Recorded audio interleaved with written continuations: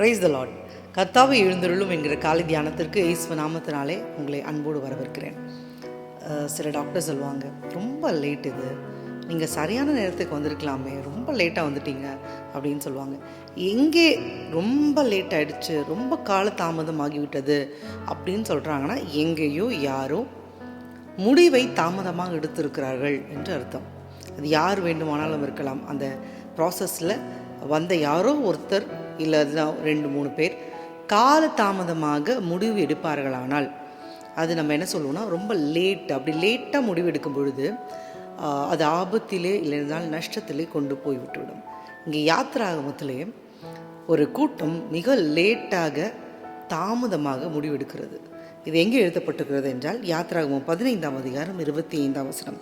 அப்பொழுது எகிப்தியர் இஸ்ரவேலரை விட்டு ஓடி போவோம், கர்த்தர் அவர்களுக்கு துணை நின்று எகிப்தியருக்கு விரோதமாய் யுத்தம் பண்ணுகிறார் என்றார்கள். நாம் இஸ்ரவேலரை விட்டு ஓடி போயிடுவோம், ஏன்னா கர்த்தர் அவர்கள் பட்சமாக நின்று நமக்கு விரோதமாக எகிப்தியருக்கு விரோதமாக யுத்தம் பண்ணுகிறார் அப்படின்னு சொல்லும் போது லேட் ஆகிடுச்சு. ஏற்கனவே டூ லேட். ஏன்னா அவங்க பாதி கடலில் இருக்காங்க, செங்கடல் நடுக்கடலில் இருக்காங்க. பொழுது விடிந்து வருகிறது. அவர்களால் திரும்பி வந்தாலும் கரை சேர முடியாது.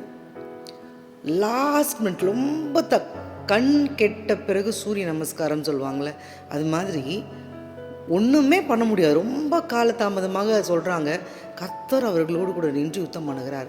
ஏன், எப்படி அது அவர்களுக்கு அப்படியே கண் முன்பாக தெரிந்தது என்பதற்கு இதே அதிகாரத்தில் 24ஆம் வசனம் சொல்லுகிறது. கிழக்கு வெளுக்கும் ஜாமத்தில் கர்த்தர் அக்கினியும் மேகவுமான ஸ்தம்பத்திலிருந்து எகிப்தியரின் சேனையை பார்த்து அவர்கள் சேனையை கலங்கடித்தார். நமக்கு தெரியும், இரவிலே அக்கினி ஸ்தம்பம், பகலிலே மேகஸ்தம்பம். அப்படிதான் நம்ம அதெல்லாம் இங்கே ரொம்ப அழகாக சொல்லுது.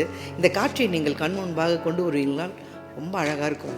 ஒரு அக்கினிமயமான அந்த கலரும் அந்த மேகத்தோட கலரும் நமக்கு தெரியும், ரெண்டும் சேர்ந்து இருக்கும் அந்த ஸ்தம்பத்தில். ஏன்னா அது வெளுத்து வருது. ஸோ இரவில் இருந்த அக்கினி ஸ்தம்பமும் பகலில் இருக்க மேகஸ்தம்பமும் கலந்து இங்கே சொல்லுகிறது, அக்கினியும் மேகமும் கலந்த அந்த ஸ்தம்பம், அதை அவர்கள் பார்க்கிறார்கள். அதிலிருந்து தேவன் அவர்களை பார்க்கிறார். அந்த ஸ்தம்பத்திலிருந்து பார்க்கவே ரொம்ப அழகாக இருந்திருக்கும் அந்த ஸ்தம்பம். அதிலிருந்து கர்த்தர் பார்க்கும் பொழுது சேனை கலங்கடிக்கப்படுகிறது. அதில் இருக்க ஜனங்கள் கலங்கி விடுகிறார்கள். அவர்கள் மாத்திரம் கலங்கவில்லை, அவர்கள் கொண்டு வந்திருந்த ரதம், அந்த ரதத்தில் உள்ளதெல்லாம் கழண்டு விழுகிறது. போல்டெல்லாம் கழண்டுடுது. ஏனால் பார்ப்பவர் சேனையின் அதிபதி. அவர் பார்க்கும் பொழுது அக்ரிணை பொருள் கூட தன்னுடைய நிலையை விட்டு மாறி போய்விடும். இவர்கள் நினைத்தது, இஸ்ரவேல் ஜனங்கள் இந்த சேனையை பார்த்தால் பயந்து விடுவார்கள் என்று. உண்மைதான், ஜனங்கள் சேனையை பார்க்கும் பொழுது பயந்து விடுவார்கள்.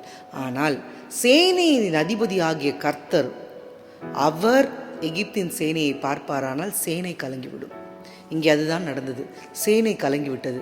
இங்கே இருக்கிறவர்களும் கலங்குகிறார்கள், ரதமும் கலங்குகிறது. இந்த காலை தியானத்தில் கலந்து கொண்டிருக்கிற ஒவ்வொருத்தரையும் பார்த்து நான் சொல்வது, இதை பார்த்தால் நீங்கள் பயப்படுவீர்கள். இந்த சூழ்நிலை உருவாக்கினால் நீங்கள் பயப்படுவீர்கள். இன்று இல்லை என்றால் இவர்களை அனுப்பினால், இல்லை என்றால் இந்த பொருட்களை, இல்லை என்றால் இப்படிப்பட்ட சாட்சிகளை, ஏதோ ஒன்று, இல்லை என்றால் இப்படிப்பட்ட மந்திரங்களை அனுப்பினால் இவர்கள் ஒன்றுமில்லாமல் போவார்கள், பயந்து விடுவார்கள் என்று எதை அனுப்பினாலும் சரி, நீங்கள் அதை பார்க்காதபடிக்கு தேவன் உங்களை அனுப்பிவிட்டு உங்களுக்கும் அதற்கும் நடுவே ஒரு கலந்த அக்கினியும் மேகமும் கலந்த ஒரு ஸ்தம்பம் நிற்கப் போகிறது. அதிலிருந்து தேவன் பார்ப்பானால் அனுப்பினது கலங்கிவிடும். அக்ரிணை பொருளாகவே இருக்குமானாலும் அது ஒன்றுமில்லாமல் போய்விடும். தேவன் நம்மோடு கூட தெளிவாக பேசி கொண்டிருக்கிறார். எனவே நீங்கள் எதை குறித்தும் கவலைப்பட தேவையில்லை. நாம் ஜெபிப்போம். மகா கனத்திற்குரியவரே, உம்மை நாங்கள் தொழுகிறோம் அப்பா, உம்மை நாங்கள் வாழ்த்துகிறோம். எழுந்தருளுவீராக, நீர் எழுந்தருளுவீராக அப்பா. அந்த காலை தியானத்தில் கலந்து கொண்டிருக்கிற ஒவ்வொருத்தோட குடும்பத்திலும் அந்த தனிப்பட்ட நபருக்கும் மேலாக உங்கள் பிரசன்னம் எழுந்தருளட்டும் ஆண்டவரே.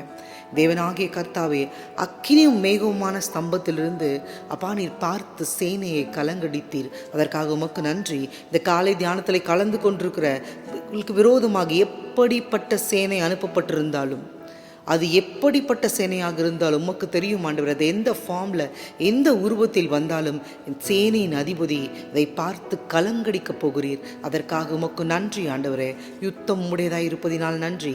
அந்த காலை தினத்தில் கலந்து கொண்டிருக்க ஒவ்வொருத்தரும் வெற்றியை சுதந்திரித்து கொள்ளப் போவதனால் நன்றி ஆண்டவரே. பயணங்களை ஆசீர்வதிங்க, தேவைகளை சந்திக்கிறீர். அதற்காக உமக்கு நன்றி.